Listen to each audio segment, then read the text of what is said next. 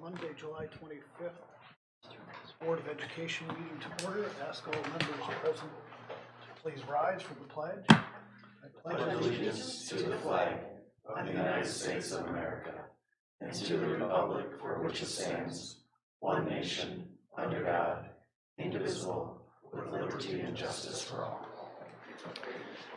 Thank you, everyone, and welcome. Good. Two items on the consent agenda this evening: the approval of the minutes from the June 27th, 2022 board meeting and the statement of receipts and expenditures for June 2022. With a motion to approve the consent agenda items. So moved. Second. Is there any discussion? Hearing none, all those in favor of the motion, aye. Aye. Opposed? And it passes. Item 4, Superintendent's Report. Yes, so we're excited to start off my report with recognizing a national champion. And so last year, as I look back in my notes, last year on July 26th, we were recognizing Thomas Fredrickson, who was a bronze medalist at the national competition, but unfortunately it was virtual. And so a lot of the work happened with Mr. Fullington and working with the IT crew to do that, but we had a bronze medalist. And this year we are fortunate enough to have Owen Priga, who just graduated from Grafton High School. Mr. Fullington, his instructor, Owen's parents are also here, and he is a national champion. And so we've asked Mr. Fullington and Owen to come up and sort of talk about what the competition looked like in Atlanta, the experience they had, and allow the board to ask some questions. But a big deal to have a national champion from our school district, and it's the third time in school history that we've had this. But it's great to have Owen and Mr. Fullington here. We want to turn it over to them. Well, thank you for having us. Last week I had training for automotive, and I knew this was coming up, and I'm like, well, where do I start with this, right? So we look back to Owen's journey. Okay, so how did he become a national winner? It all started with November 17th. Okay, so all seniors sat down and took something called an MLR test. Owen, I'm proud, has the highest MLR score in Grafton's history as far as I can go back, with a 53 out of 60. So it all started with Wednesday, November 17th. Okay. Then we look at Monday, December 13th, the Atom competition. So the other competition that we take part in, it really started there. Okay, we get to find out the car, we get to find out the stations, and then we go to work. Okay, Jose, phenomenal guy. He helped us through. He was the master tech we worked with at Heiser Toyota. Helped Owen, helped his buddy Clayton through the whole process, learning the car inside and out. So that's really where you started from, where Owen started from, his journey. Huge help, big success to help us win the Atom competition. So we didn't come for the Atom competition, so I thought I'd throw some pictures in there from the competition. Here, him and his partner are nice Corolla hatchback, which we had a lot of problems with getting and working on, but they powered through it. They worked on it. They had the fastest time of getting the car started, just under 5 minutes. You have an hour and 15 minutes. They got started in 5 minutes. The next closest was 16 minutes. Yeah. And then from there it was 45 minutes to no one got the car started, an hour and 15 minutes. So the time and prep that went into that to get it started in 5 minutes is incredible. And pursuing through it and all the troubles that we had. After the car, they have stations. So here's a few stations that they have. Electrical, soldering. HVAC is the best picture I could come up with. They have 10 minutes to get it done. By the time I got my phone out to take a picture of it, they were done. So I don't have a good photo of the HVAC station. So that's as good as I can do for you. But then steering suspension they had. So anything steering suspension, they had to go through, crawl underneath, check anything that they thought was faulty. And then you go to tires. So they had to balance a tire. One that we did not have a tire balancer from, which we did not know was going to be a different brand. But they fought through that. They did it fairly well. They were the fastest team to balance a tire on a balancer that they didn't even know how to use. And then interview. So kind of a cool stations. I grabbed out the calendar. I was trying to figure out how many hours we have through all the competitions. This is outside of school, so this isn't counting our BHT, our daily instruction. We have over 60 hours worth of work. So that's meeting at nights, meeting weekends, meeting at the dealership. So they have a huge time commitment to be part of it. So it's not something that happens during class, it happens outside. So, and then we look forward to Skills USA. So there's a lot of process that go into this, who I sent off to Skills USA. Owen, being Owen, I trusted him. I thought he could do well at Skills USA, representing Grafton, but Wisconsin too. So there's 13 stations. They look at categories from A1 through A8 in the automotive industry. So anything anything on an automobile they have to work through. So it's cool to see all the stations. We sent 2 kids, so this is the other kid. I apologize, I did not take these photos. I think the camera was probably older than both of us that was taking these. So I apologize with a nice shaky hand, so I apologize. Some are blurry, so just bear with me from this point all the way to the end. But yeah, so here's some photos, him and his partner working, all individual. So I got some of him and the other kid that we sent off. But electrical boards, diagnosing using meters, to engine performance using a micrometer, doing some math skills in there. Back to soldering. Then we go to using a scan tool. So looking at data on a scan tool, figuring out numbers, knowing the numbers what they should be. Out of 25 contestants, Owen was the only one that found a solenoid unplugged. So that was like 50 points right off the bat, which was cool to know that. The guys came over that put on the stations. He's like, "Is that your kid?" And I'm like, "Yeah, he's our student." He's like, "Phenomenal." No one caught it. No one was even close to getting it. Owen was the only one that got it. So it's kind of cool. Here's him, probably towards the end. You can see that he's grabbing his hair, like, "All right, I'm done. Let's throw in the rag. Let's move on."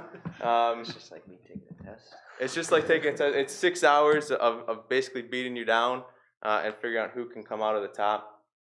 So yeah, so 25 contestants represented or went into Wisconsin's competition. So as you can see, Owen won it, and then our second guy that we sent took second place. So we took 1 and 2 again for the second year straight.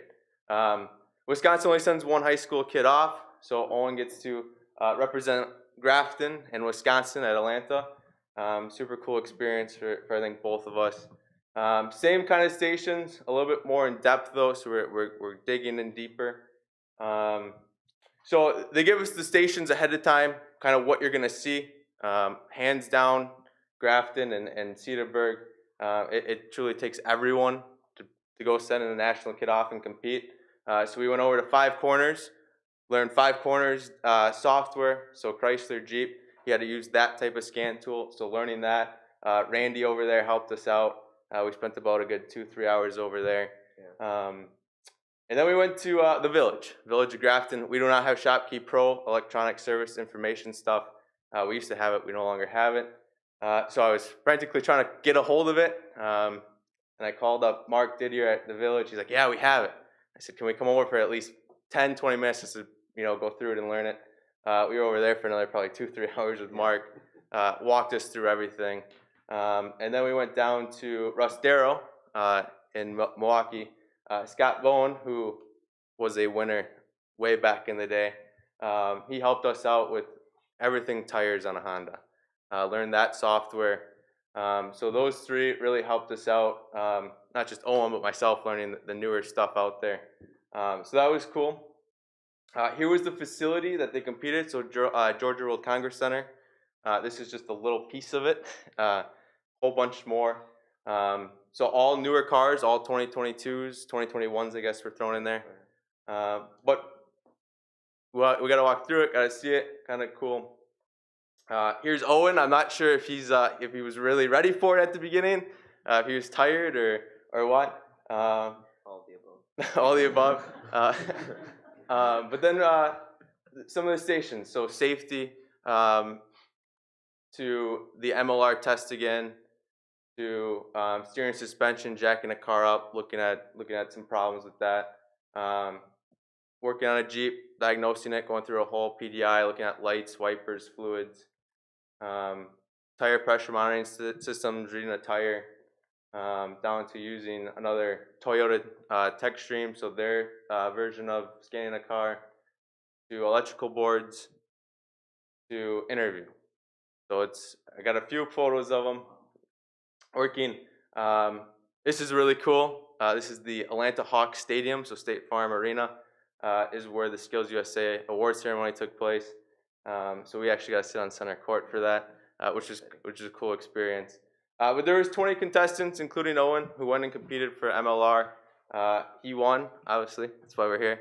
But no, it was cool. So that's him next to the Atlanta board that I got with him. And then everyone else wants to know the prizes that he won.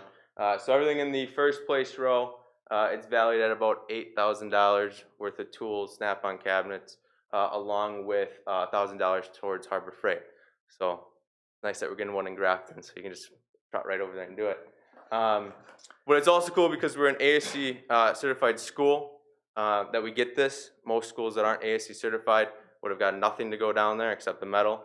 So for us being one of the 14 ASC certified schools in the state, Owen gets to benefit from that. So yeah, this is Owen, by the way. He's sorry behind that, but I had to throw that in there. So no, it was cool going down there. As a professional development standpoint, you know, I was probably the youngest, probably by far. Lots of 50s and 60-year-old walking around. But just to pick their ear and learn how they go about doing it, how they teach, how they approach a competition, how they get kids ready. By far, I've learned more in my week down in Atlanta than I have in my 2.5 years teaching. So it was very beneficial from my standpoint to go down there and learn how they do it and how other instructors do it. So I can't speak for Owen, but I had a blast. Nice vacation. We spent over probably 100 hours outside of school plus school, so I'm sure he was ready to get back, and I'm sure he's excited not to see me for a bit. But yeah, so if Owen wants to say something else, but that's the trip. I tried summing it up pretty fast, so his whole journey. I don't really have much to say. I enjoyed the whole thing. Yeah, I'm very grateful to teachers, the curriculum, even my parents, mom and dad, for getting me into all of this. I can't thank them enough, but yeah, I'm glad it worked out well. Yeah, I mean, I can't thank all of you for allowing us to be in person. I mean, I don't think we could have been where we are today if we were trying to do this virtually for the last 2 years.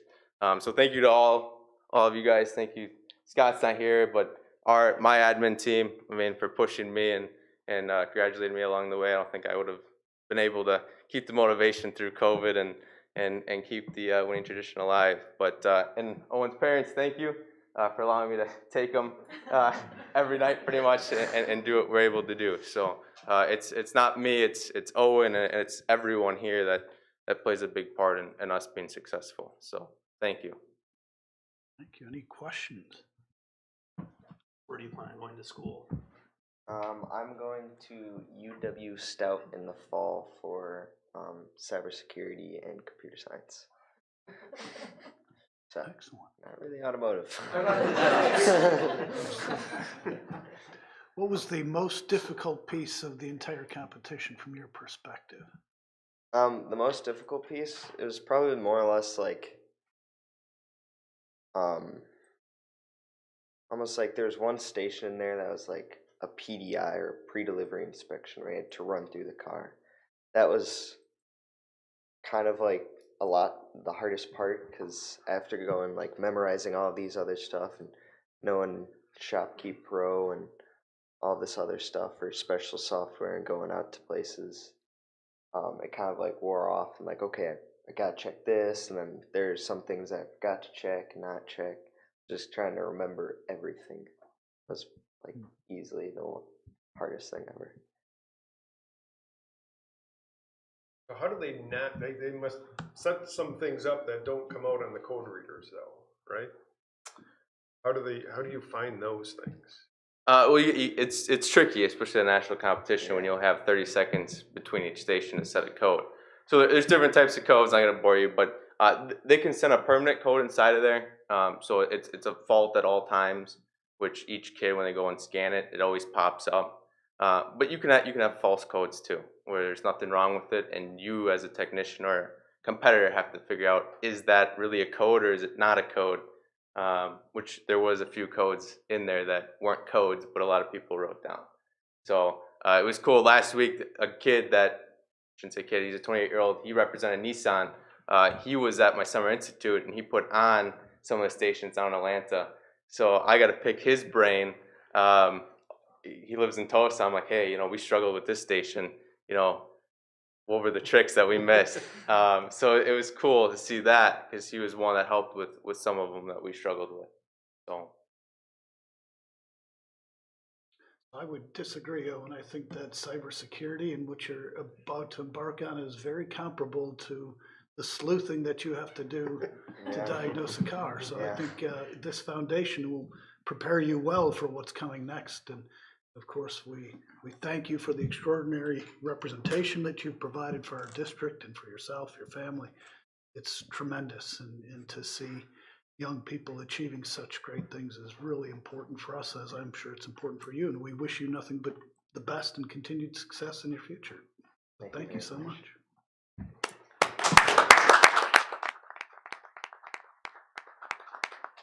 Yeah, as we think of transferable skills, right? That's what we're hearing here. This Yes. is the young man who, in a 6-hour period of time, is going through all these stations. And he's pulling his hair out, but it's the stress of it, but he prepared for it, right? I mean, there's a lot of time and effort. Kudos to Mr. Fullington for a lot of his effort that went into it, spending time outside of the classroom to help Owen, but then for Owen to struggle. And, I'm hearing him, well, we struggled in this session. Well, you won the whole thing. So you obviously didn't struggle too hard, but that's great. I mean, that's that continuous improvement mindset as well. How could we do better? Like, how can I help my students be more successful? But, Owen, the skills that you've learned and just the hard work, that's going to be a great experience for you no matter what. And you'll have very marketable skills, and we know you'll do great things. So congratulations. We just wanted to bring him to the board. I've never worked anywhere that has a national champion, so it's sort of cool to be able to have one here and be able to celebrate with him in our community with Mr. Fullington. Thank you. Thank you. Thanks, guys. Thank you. Thanks again. And then another exciting piece. We have Woodview has an update on their outdoor amphitheater project, and so we talked about this at our curriculum committee or finance committee at a committee meeting. The committee meeting, were you there, Topher? I was. Okay, it was finance. It was finance. We were at a finance committee meeting, and we were at that point. We were Jill and her team were still fundraising, and now they're at the point that they are done fundraising. And so I want to update the board on next steps and where they are with that whole project. Yes, we're very excited. This has been a year long of excitement at Woodview, and it's. So we just wanted to give you an update because we hit our goal to start work on the project. And like Mr. Nelson said, I came back when we still had some work to do, and then we did check in with some other places other than La Rosa, who we initially were working with, just to make sure if anybody else could give us a better deal or whatever, but La Rosa's the one that ultimately has the interest in the project. So that's who we were. I'm gonna not. What am I doing wrong?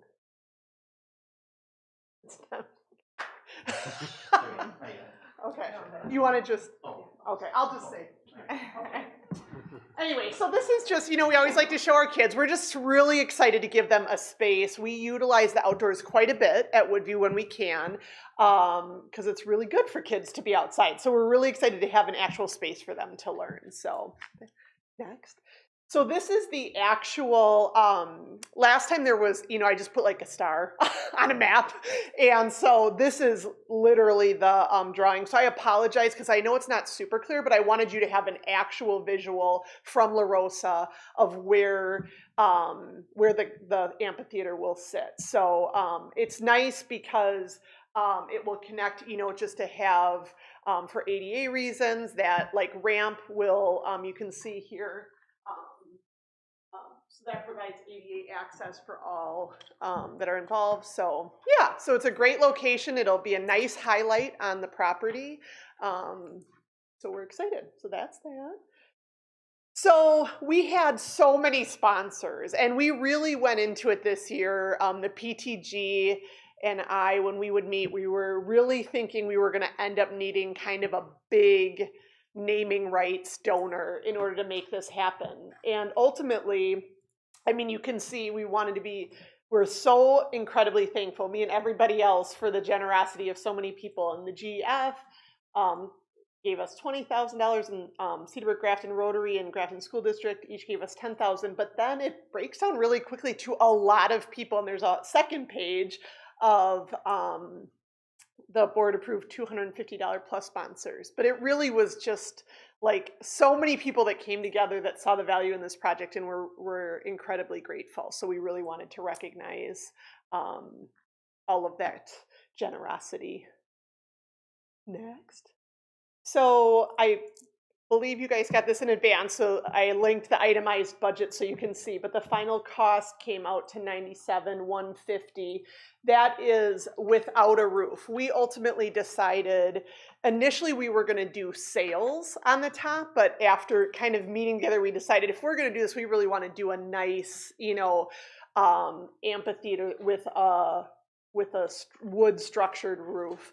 And so that's going to be kind of like a phase 2. La Rosa really felt like, in order to make it safe, that it's not going to like blow away in the wind, they want to work with another agency. So the final cost is for the stage and everything you see around it, but no roof. And they said that's no big deal. They're going to put the poles in, and then we can build that on when we're ready.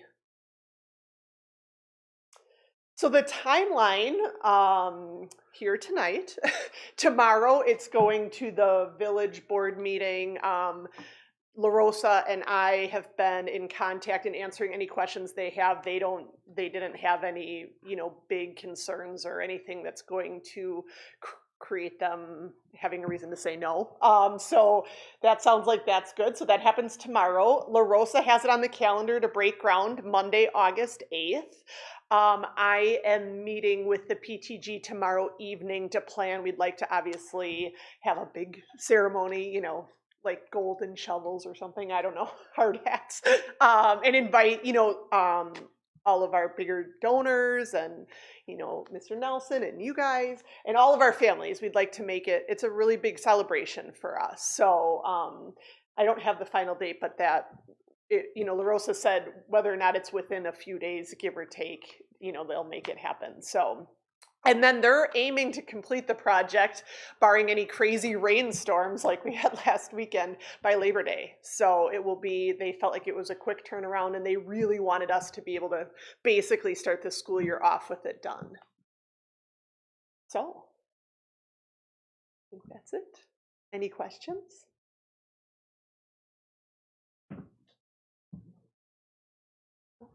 Thanks for the update, and Okay.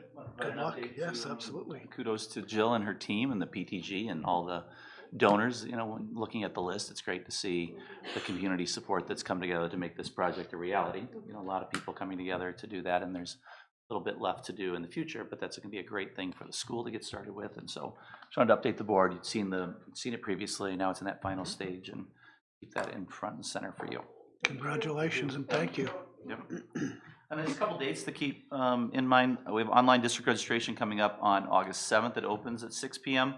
And then we have our in-person registration and school photos. So that's district-wide, again, at the high school on August 15th and 16th. New teacher in service then will start on the 17th and 18th, with our all staff in service being on the 24th, 25th, 29th, and 31st. So by the time we get together again as a board, we'll have had our new staff in service already, and be getting ready for our all staff in service later that week. And then finally, GEF comes every night or every month to give an update. We wanted to put it in our agenda of just the generosity and the hard work that they do to support our educational programs. Some people do look at our agendas and look to see what's happening, so we want to intentionally recognize them. That the funding that is being provided, and I think Renee Riddle spoke about this last time, but to reiterate, the pieces that we were able to receive with that sound system for outdoor classrooms at Woodview, the Fab Lab 3D printers at the high school, the biotechnology equipment at the high school, flexible and furniture and lighting for alternative education program at the high school, the desktop water jet cutting system at the high school, the commercial embroidery machine, and gaming computers at the high school. Jill talks about GEF supporting their project. So just the work that they do and some of their events that they have, we want to make sure we continue to bring the community to those events, because the money they raise goes directly back to us. So I don't want to steal GEF's thunder, but to continue to reiterate just the hard work they're doing for us and how grateful we are to them, and for all the community for supporting us. And with that, that concludes my report. Mr. Nelson, any questions? All right, hearing none, we'll move on to public comment. Any public comment this evening? I don't see any, and I received no emails that would qualify for public comment since our last meeting in June. Item C, personnel report. Yes, I'll be presenting the personnel report tonight. This does, normally Jeff would do that. This does have Jeff's wife on this as part of this agenda item. So I'll run through what we're looking at with personnel tonight. We're looking for approval for the resignation of Kevin Kriegel, social studies teacher at John Long Middle School. And I'm going to hop down to the change in position. With Kevin Kriegel resigning a full-time position, we did move Phil Trottier, who was a .83 social studies teacher, into that full-time position. Then back up to the new hires, we hired Joe Birch, art teacher at Woodview Elementary, Joanne Carpin, a .83 science teacher at John Long Middle School, Julia McMahon, math teacher at Grafton High School, Beth Sandy, a .67 ELA teacher at John Long Middle School, and Ginger Nelson for the .83 FTE position teaching social studies at John Long Middle School. Again, that was opened up by moving Phil Trottier into that full-time position made open when Kevin Kriegel resigned. I'll pop back up, discuss it a little bit more after mentioning that we have information on here as well. We have Ty Larson, who resigned as special ed aide, Grafton High School. And then we have new hires, Ashley Conley and Rebecca Moser as special ed aides at Grafton High School, and Tracy Leto as a study hall supervisor at Grafton High School. So popping back up to the new hires, so we have two individuals that we are recommending for hire tonight that are spouses of current employees. So we have Julia McMahon, math teacher at Grafton High School, who is the wife of our director of teaching and learning.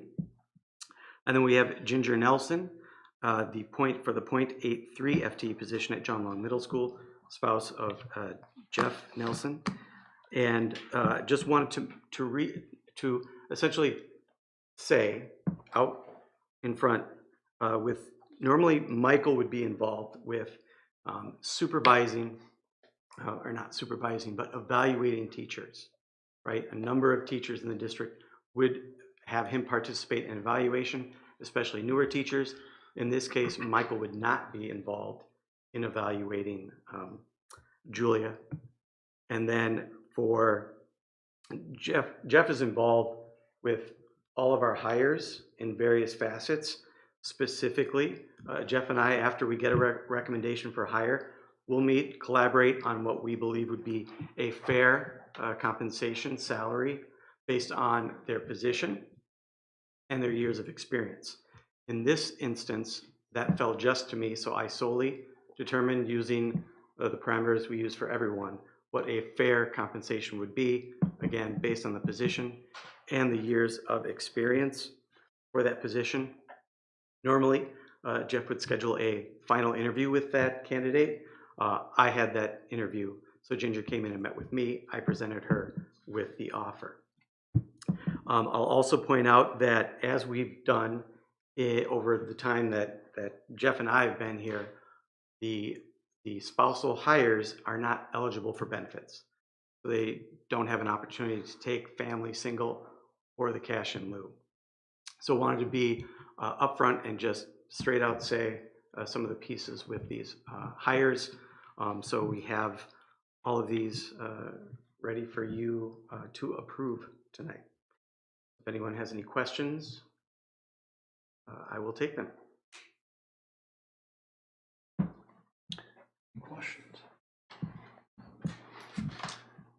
So we'll take these in two pieces. First, entertain a motion to accept the resignation of Kevin Kriegel, social studies teacher at John Long Middle School.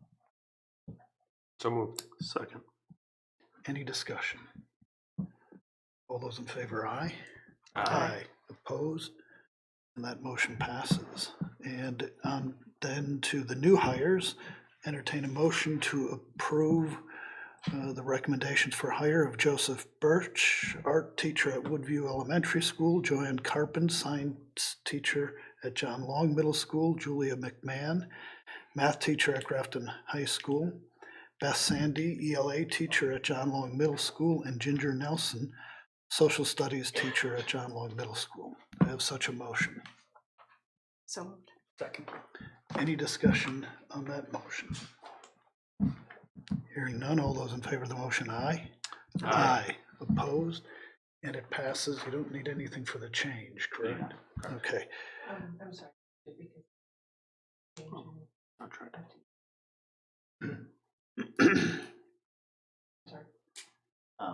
We had discussion last time. I thought we didn't have to. We did it last time, and That wasn't a change in FTE. oh, that was change in position.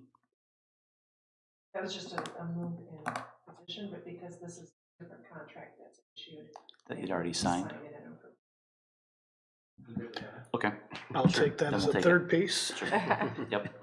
To be safe, I'm sorry. We'd entertain a motion to approve the change in position for Phil Trottier, social studies teacher, John Long Middle School, from 0.83 FTE to 1.0 FTE. So moved. Second. Any discussion? All those in favor of the motion, aye? Aye. Opposed? And that motion passes. I want to thank you, Topher, and all those in administration that had a role in ensuring that any conflict of interest that may be perceived is averted, and that we've got the best people in the best seats in the district. So thank you very much. All right, item D, 2022-2023 school year plan. Okay, for review tonight is the administration's recommended 2022-23 school year plan.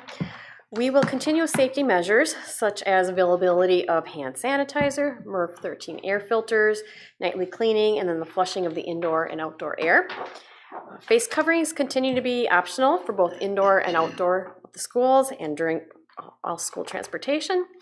Similar to last school year, individuals testing positive for COVID will follow a 5-day isolation and then may return with improved symptoms but must wear a face covering for the next 5 days. View-only temporary virtual learning will still be available this school year within 24 hours of evidence of a COVID-19 positive test.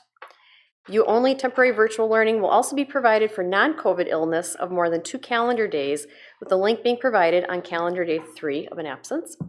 And then view-only temporary virtual learning will also be provided for extended medical absences, such as surgeries, within 24 hours of request. Similar to previous school years, families and staff will follow the guidelines in the when to stay home or go home from school document for all other illnesses. And we are returning mostly to pre-pandemic procedures while we're still acknowledging the continuing need for some safety and hygiene measures. Do you have any questions? Questions?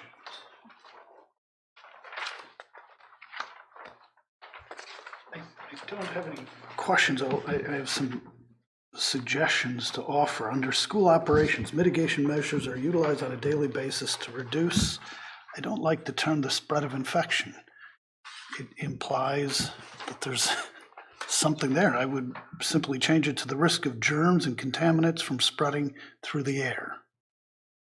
There shouldn't be any implication that there's infection anywhere. We're really just trying to mitigate the risk of germs of all kinds and contaminants of all kinds from spreading throughout the air. And then under positive COVID cases, individuals who test positive for COVID must follow a 5-day, I think the word should be isolation. We use quarantine in both cases there, and I think both of those should be isolation. You're right. Also in that second sentence there, it's repeated. Isolation is positive, quarantine is keeping people away from somebody who might have been exposed. So I think we should make those two changes.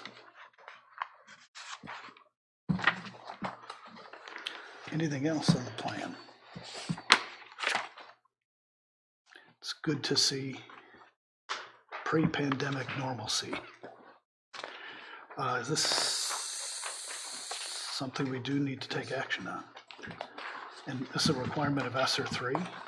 Yes. Correct. Well, we need to continually update what our plan is. Okay, We felt it best to actually have a plan based on where we're sitting at right now that we can have on our website and would be attached to our ESSER 3 application. perfect.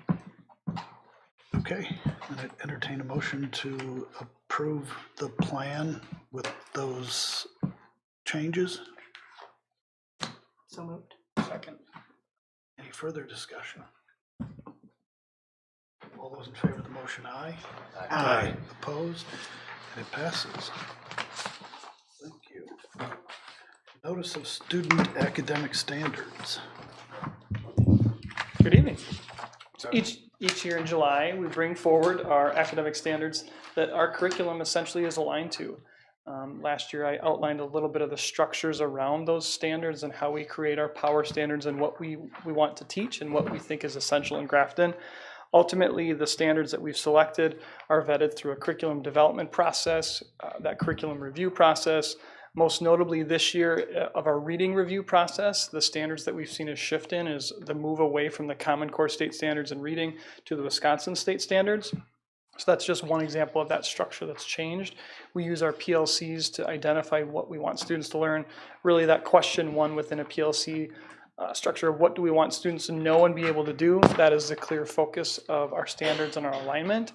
I also alluded to and added that next step of we now have our forward test results for 3rd through 8th grade and can identify what standards our students struggled with from reading and math. So the importance of our curriculum and our teaching and learning system being aligned to the standards that we are then assessed on and forward is so vital. So you'll notice that change from the Wisconsin state standards in literacy and academic standards. However, the math standards continue to be aligned to the Common Core standards on the forward exam for one more year. I would highly anticipate that next year at this time we'll be moving to the Wisconsin state standards in math as the forward exam in 2024 will be aligned to that. Ultimately, these standards are the ones that we are hoping the board will approve is the Wisconsin academic standards, the Common Core state standards math only, the disciplinary literacy standards, the next generation science standards, the ACT college and career readiness standards, national art standards, the WMEA Wisconsin music standards, national health education standards, and the national sexuality education standards for our human growth and development process. To be seeking board approval for adoption or review of those standards. Motion to approve the standards as presented. Second. Is there any discussion? Hearing none, all those in favor of the motion, aye? Aye.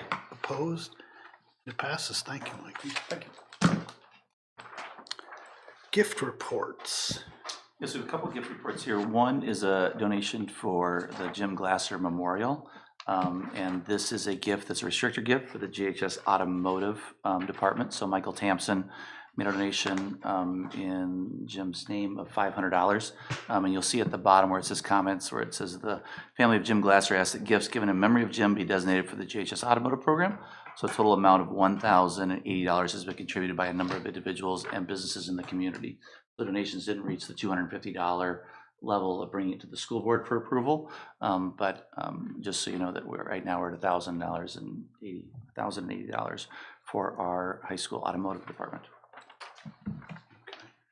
And then on the back is our donation report for the Woodview Outdoor Classroom. So you saw a lot of these names when Ms. Swenson was up here presenting. So as a Woodview sponsor, we had Girl Scout Troop 8025 and $1,500. Adon and Alyssa Burgos, Woodview sponsor, $1,000. Casey Didier of Red Arrow Real Estate, Woodview sponsor, $1,000. Joseph Eichers, Woodview sponsor, $1,000. Little Sprouts Dental, Woodview sponsor of $1,000. Marshall and April Herman, Woodview sponsor of $1,000. And Meba in the amount of Woodview sponsor of $1,000. Then we have Friends of Woodview, Badger Technology Group of $500. Brad and Jody Doro, Friends of Woodview, $500. The Community Foundation, Secura Insurance Companies, the Friends of Woodview, $500. Joe Mail, our former board member, Friends of Woodview, $500. And Terrence McGraw, Friends of Woodview, $500. So we would ask for board approval for all those donations. Entertain a motion to accept the donations as presented. So moved. Second. Any discussion? All those in favor of the motion, aye? Aye. Opposed? And it passes, of course, with our many thanks for their continued commitment to the programs within the district. And we will send a letter on behalf of the district to each of Thank these families and businesses that supported us. All right, then item 5, the Board of Education will convene into closed session to consider 1, performance-related data and compensation of the superintendent, 2, employee compensation, and 3, strategies for crime detection or prevention. This is in accordance with Wisconsin State Statutes 19.85, Section 1, subsections C and D. Do I have a motion to move into closed? So moved. Second. A motion and a second. We'll take a voice vote. Blair, how do you vote? Yes. Yes. Yes. Yes. Yes. And yes, we are in closed.